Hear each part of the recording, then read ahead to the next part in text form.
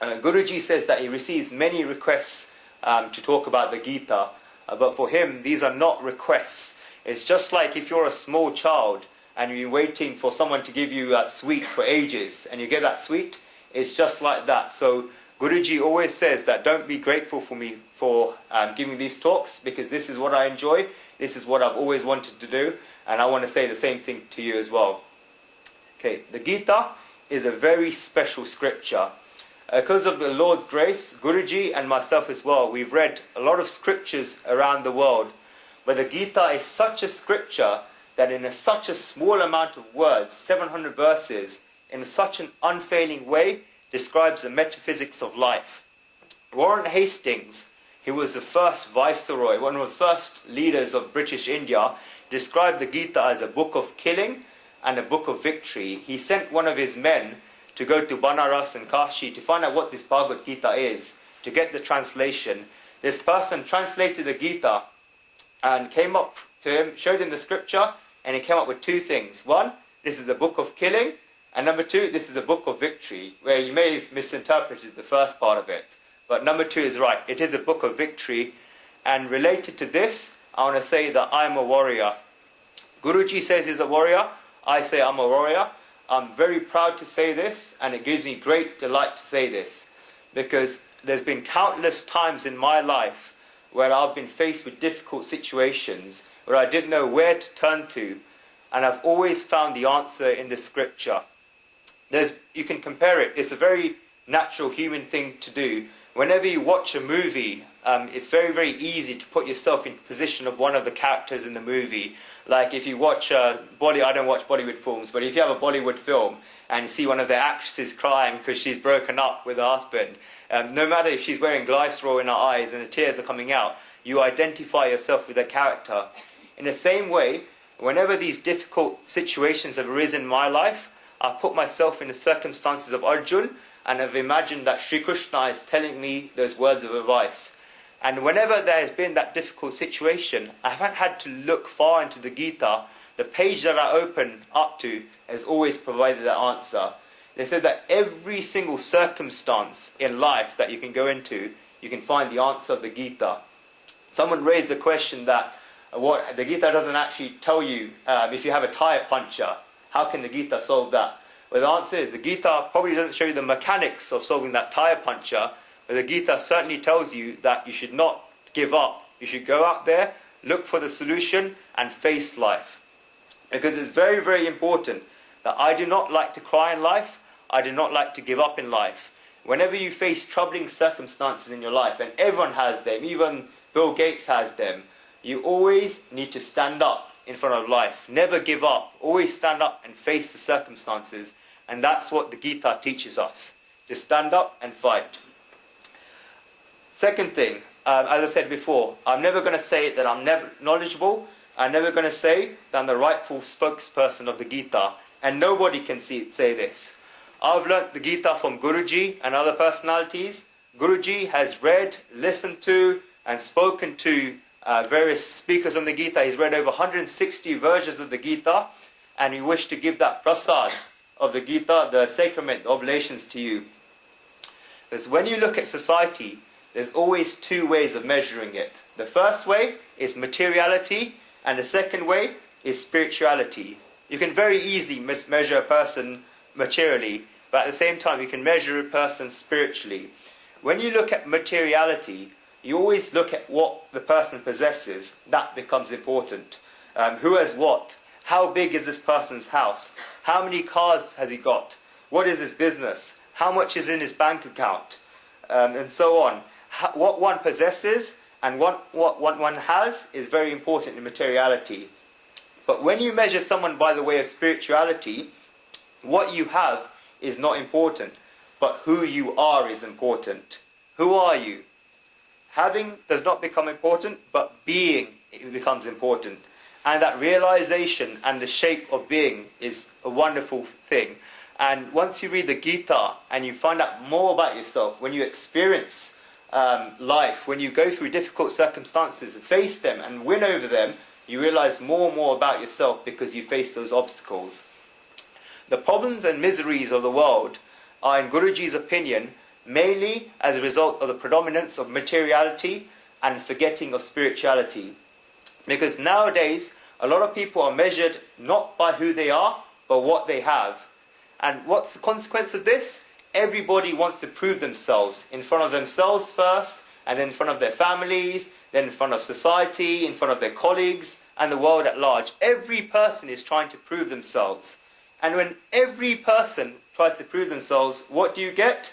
All they see in the other person is what they've got. When the only measure of a person is what they possess, then there's only one route to take. I will keep gathering what I can, because what I have is important.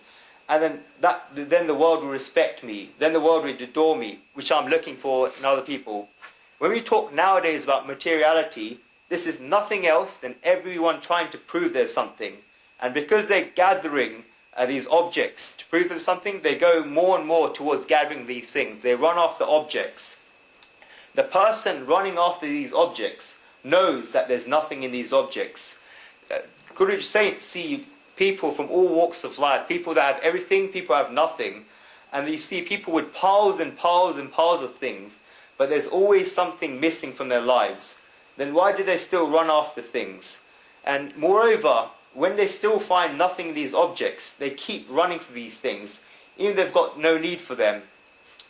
Once you have an affluence of these objects, when you've got everything, then these objects actually becomes useless. For example, if you've got someone who has 10 cars in their house, if he gets the 11th car, it doesn't really matter to them. But if you haven't had your first Porsche or your first Ferrari, it may mean the world to you. That's the difference. Hence you have Maslow's hierarchy of needs, where you have the basic needs, then you've got your mental needs, and you've got your highest one, self-actualization. The perfect example of that was the Buddha and Mahavir. Since from a young age they were provided with all the material needs they could want. They had everything. They were kings. They had everything they wanted in life. But eventually they left their kingdom. They went into the forest. This is not the preaching of the Gita. In fact, Sri Krishna tells Arjuna to go back to the battlefield. But this was Buddha's swadharma, his own personal duty. And hence, no matter what he had everything, he still decided to give it up because he was lacking something. He missed that one thing that he needed, which was that self-actualization and self-realization. Why do people run after these objects? People are not running for these objects for themselves, but they're running for other people. And when they run after these objects, they're just becoming emptier and emptier. And in their heart, there's this deep feeling of sadness. This is the problem of the modern age, and this is the problem of the 20th century. And this is why we need the Gita. Because a few years back, people decided that if we gather these things, then we'll be happy. But they still have these things now, and yet there's still a deficiency. There's still, even when a person has all the possessions in the world, there's still that shallowness left. And that shallowness is very, very deep. It's like, if someone has nothing, if someone is hungry, if he's a beggar, you can just give him a chapati or bread and his sadness will go away. He'll be happy. But when a person has all the material things you could want in the world, that is a very, very deep sadness. It's very, very hard to cure that sadness, and someone will not see that sadness. It's like this world has been compared by Guruji to an island in the middle of an ocean. That island is an island of sadness, and the ocean is a happiness. And when a human goes out to swim in that ocean, because you're a human and not a fish, you have to come back to the island of sadness. And that's the problem in the material world today. Because today, fast progress has benefited everyone. It's so very easy to attain happiness nowadays. People have that problem that in between these happy moments, how can I be sad? Because anything you can want, you can get it so easy now because of fast progress. But still, that's what we call that emptiness, that island of sadness that people have. Until now, society has been described as a split between haves and have-nots. We want to describe a third type of person, who's a have or have-not. Despite having everything, they have this experience of not having. And that's what the Gita has something to say about, this sadness of modern society today. Sri Krishna will be able to help out with this sadness. And with that vision of mind, we're going to start this study of the Gita. And it's only then when the Gita is useful. Otherwise, all we have is the 5 Pandavas, the 1,000 Kauravas. They had a battle, the Pandavas won, end of story. how does that make a difference to you and I? It's only because of one reason that the Gita has a relevance today. And the reason is, Swabhavani Yuge Yuge. That means, it's a quote from Sri Krishna in the Gita, which means I come into being from time to time. Arjun did not know this when Sri Krishna preached about the Gita, but Sri Krishna knew this 5,000 years ago, that no matter what the circumstances, no matter what the time is, the Gita will always have a relevance, and the Gita will always evolve with time. There's been great speakers of the Gita right from the beginning. They've had saints, you've had commentators, and they've all evolved the Gita and applied it to the modern time. So that's, Sri Krishna knew it, and that's why the Gita is a contemporary scripture. Second thing, we're going to study this Gita in chapters, and one thing we're going to remember, in the Gita is not a Hindu scripture. It's a very big misinterpretation that people make by saying that the Gita is a Hindu scripture. The 700 verses of the Gita do not contain the word Hindu anywhere. In fact, they do not contain the word religion anywhere. Throughout the Mahabharata, Sri Krishna is described, whenever Sri Krishna speaks, it says Krishna Uvacha, Krishna said, whereas in the Gita, it said Sri Bhagavan Uvacha, which just means God in general. That means that the Gita does not apply to Hindus. There's no mention of the Hindu in the Gita. It's not a Hindu scripture. It's a scripture for all humanity. It doesn't matter what background you are from. You can read the Gita you can call God anything you want, like Krishna, Ram, Allah, whatever you want. That Gita is a scripture for all of humanity. Second misinterpretation. People call the Gita the Bible of Hinduism. This is an insult to the Gita, this is an insult to the Bible, and it's an insult to Hinduism. As I've already said, the Gita is not a Hindu scripture. The Gita and the Bible are both great scriptures, but they're both completely different in their own right. You cannot compare the Gita and the Bible. It's like comparing a mango and a pineapple. They're both completely different fruits. You can't compare them. They're both great scriptures. You can't say that one is better than the other, but they're not the same. They're completely different scriptures. You cannot say that the Bible is the Gita of Christianity. You cannot say that the Gita is the Bible of Hinduism. Completely different scriptures, completely different ways of thinking. Second thing, another misinterpretation that people make, Hinduism, I mentioned it during my talk. A lot of people do not know this, and it may surprise you, but the word Hindu is actually false. We're not Hindus, because the origin of the word Hindu, in ancient times, you had the Indian culture, Indian civilization, and next door you had the Persian civilization. The Indian civilization lived around the river Indus, which is called the Sindhu in the Sanskrit language. These Persian people saw this river, the river Sindh, these people living around it. And in Persian, there's no letter for S. So instead of S, they use H. For example, there's a Sanskrit word, asur. That word, in the Persian took that word, it became ahur. Asur means a demon in Sanskrit, whereas it means a god in Persian. Hence, they changed that S to an H. Hence, instead of Sindhu, they call them Hindu. Hence, the reason why this name Hindu came about is because religions got labels and they got names. Like, because when Christ wasn't there, Christianity wasn't there. And hence you have Christianity. Then 500 years AD you had Islam, because when Muhammad wasn't there, Islam wasn't there. And then you had Jainism and you had Buddhism, which are formed about 2500 BC. They're both very beautiful religions, but they're spits of Hinduism or Sanatan Dharma. The word we have for Hindu, what we call it, is Sanatan Dharma, which means that which has no beginning. No scientist in the world so far has managed to trace the beginning of the Rig Veda. No one's been able to date it, when it was actually written. Sanatan Dharma is what we call without beginning and without an end. If something hasn't got a beginning, it can't possibly come to an end. It's only because something gets manifest that it can come to an end. But if something has no beginning, then it cannot have an end. Hence we have Sanatan Dharma, not Hinduism, Sanatan Dharma. And it's in line with Vedic Sanskrit ancient thoughts that we're going to study the Gita. Okay, I mentioned during the invitation that we're going to bow down and say gratitude to all the commentators and all the great people who wrote commentaries on the Gita, who spoke about the Gita. I want to mention them one by one.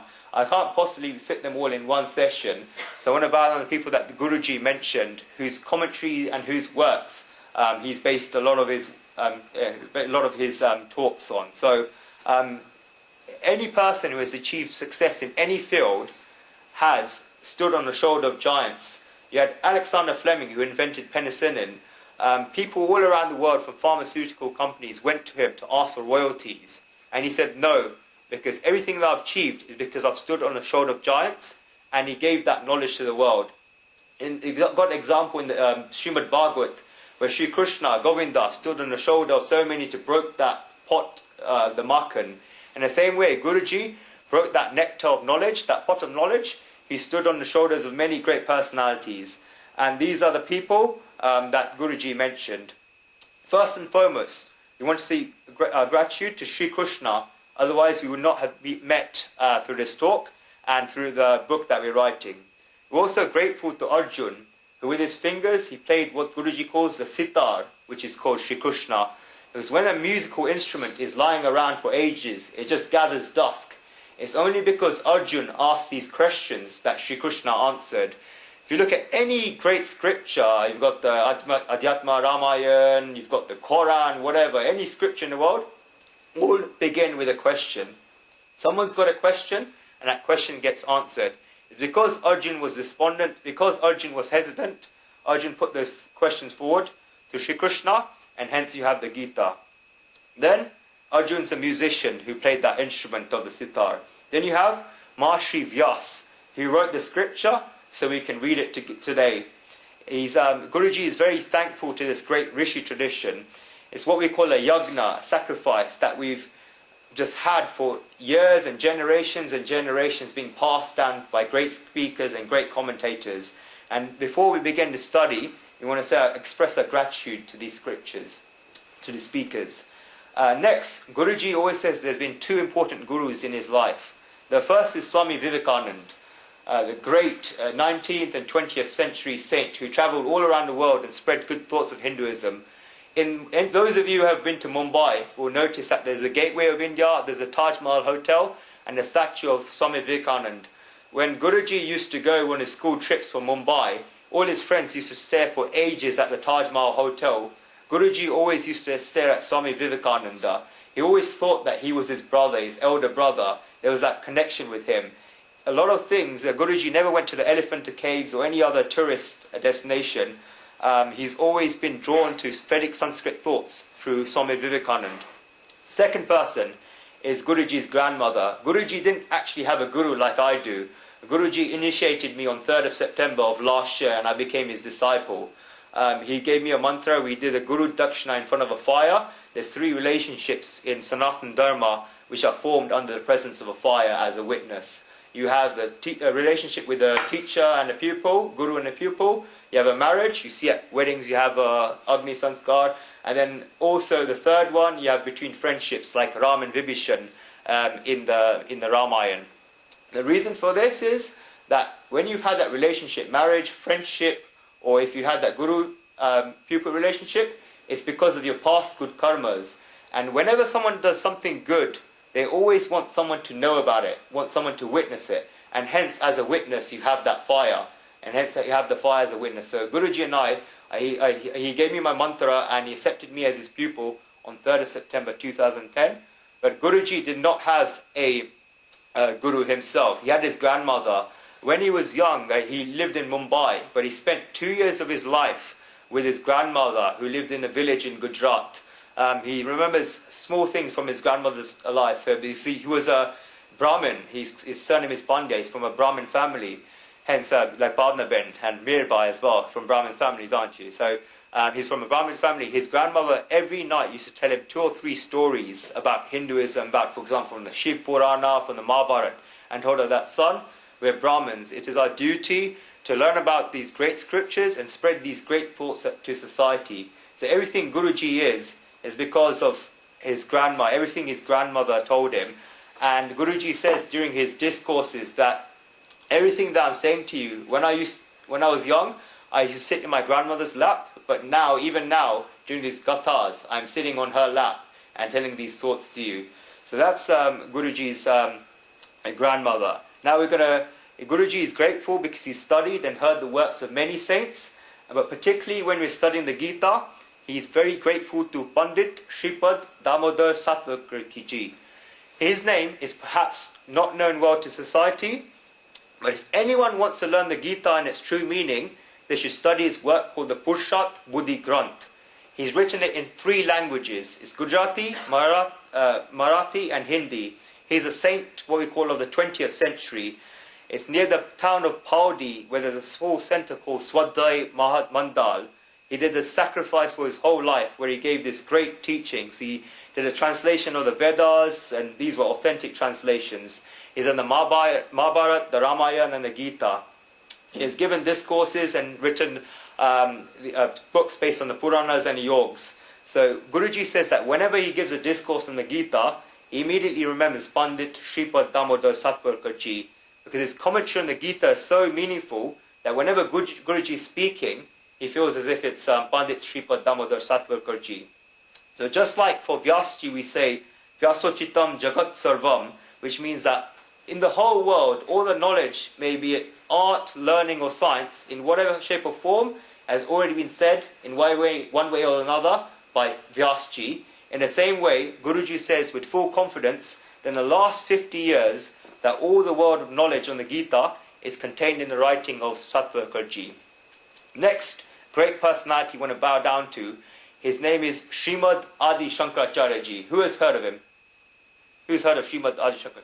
I'll tell you right now, if it wasn't for Srimad Adi Shankaracharya Ji, everyone in this room would be Buddhist.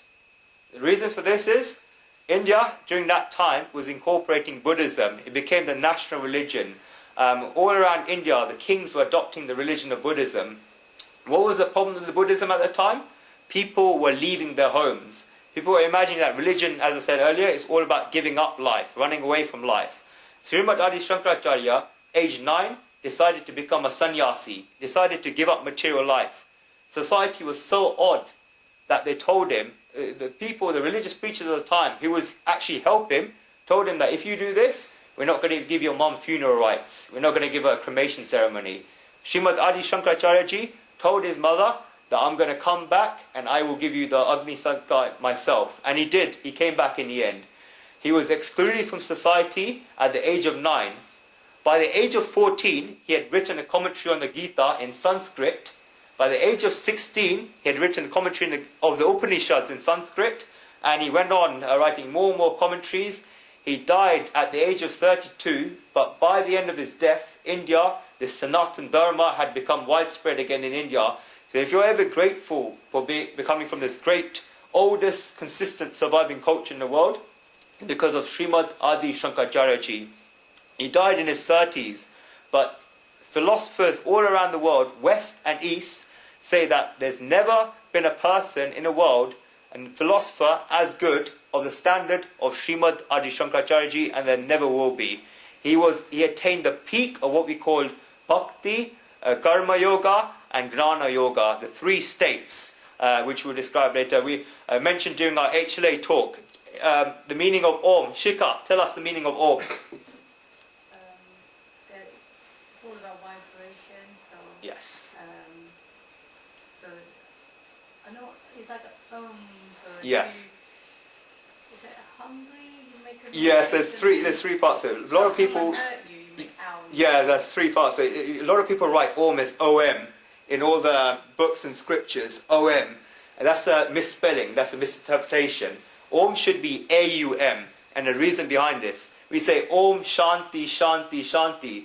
That means peace to the body, peace to the mind, and peace to the intellect. I'll give you an example. A stands for the peace of the body, U stands for the peace of mind, M stands for the peace of the intellect. Sunit, if you were to punch me right now, what sound would I make? Ah. So you got A, that gives you peace to your body. A lot of doctors try this around the world. They play that R sound and it's had healing qualities for patients. Daniel, if I were to make you cry, what sound would you make? Ooh, that gives you peace of mind. Ooh, that's a U in Om. Ooh. And, okay, Prerna, what's 49 times 48? Natural human qualities, A-U-M, Om.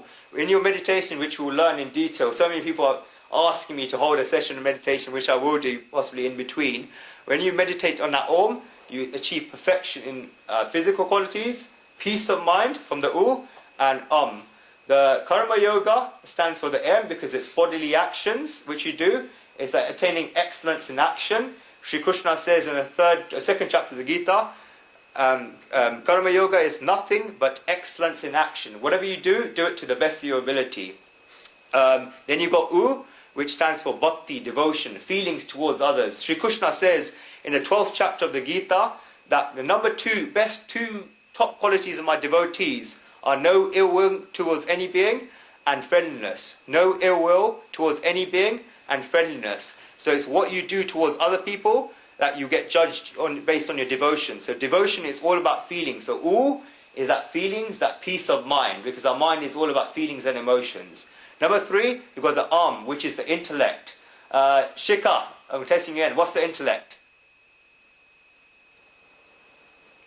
Okay, I'll tell you. Intellect is 3 things. If you say that someone's clever based on their GCSE results, A-level results, that's incorrect. Intelligence is 3 things.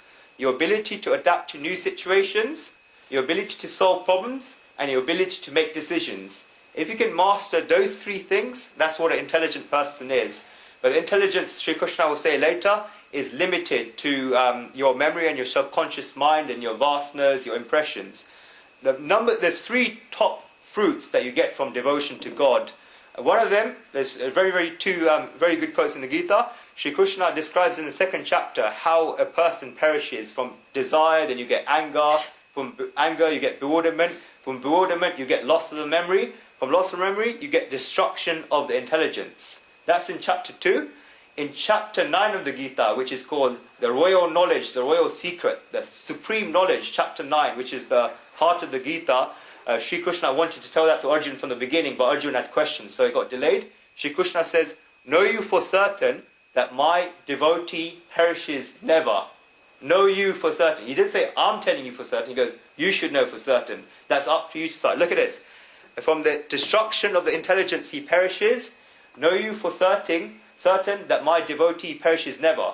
So we can deduct from that if you perform devotion, you won't not have destruction of the intelligence, because you won't perish. Because if I say that if you eat an apple, you won't get cancer, you've got that one example. And if I give another example that, like if you go to a doctor will tell you to eat apples. So you can deduct from that, if you go to the doctor, there's a good chance that you won't get cancer because the doctor will tell you to eat apples. In the same way, he said in the 2nd chapter, from the destruction of intelligence, someone perishes. And then Sri Krishna said in the 9th chapter, that know you for certain that my devotee perishes never.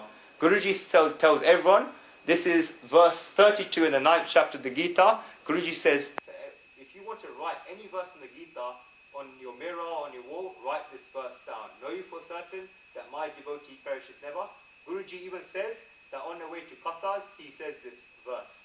Powerful, powerful verse. And the reason for that is, when you go to satsangs, you go to kathas, these good thoughts and everything that you learn gets implanted into your memory, and that affects your decision-making ability, your ability to adapt, and your ability to solve problems.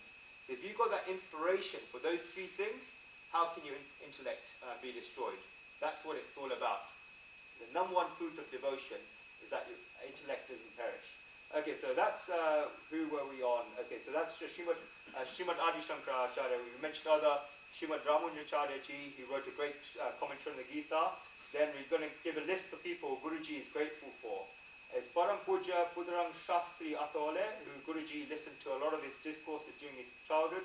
Srila Prabhupada, and very sectarian commentary on the Gita.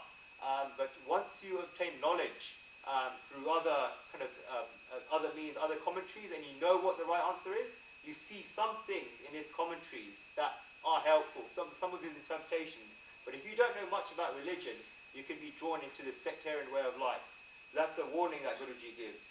Next one, Vinoba Bhave, who's a freedom fighter with Gandhi, celibate his entire life, wrote the talks on the Gita. Dr. Radhakrishnan, the best English translation of the Gita. Prasannanas Manek, Rajishni ji, Chuvan Mashkaro, Annie Besant, Ravi Shankar Maharaj, Gunvan Shah for his modern thoughts, Pujyashree Shankar Bhai Purohit, Uma Shankar Joshi, Swami Satchidananji, Swami Sivananji, and Guruji takes this person's name last, but with full respect. Swami Sri Akhandananda Saraswati Maharaj will quote him a lot during this study.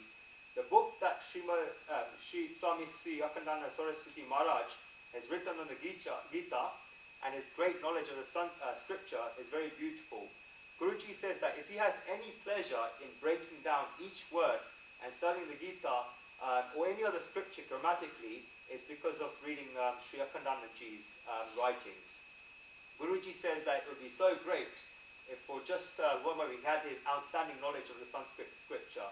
So we're extremely thankful to all these great personalities and many others, both known and unknown, and their writings and their thoughts, and bowing down to their feet, we begin our study of the Gita. So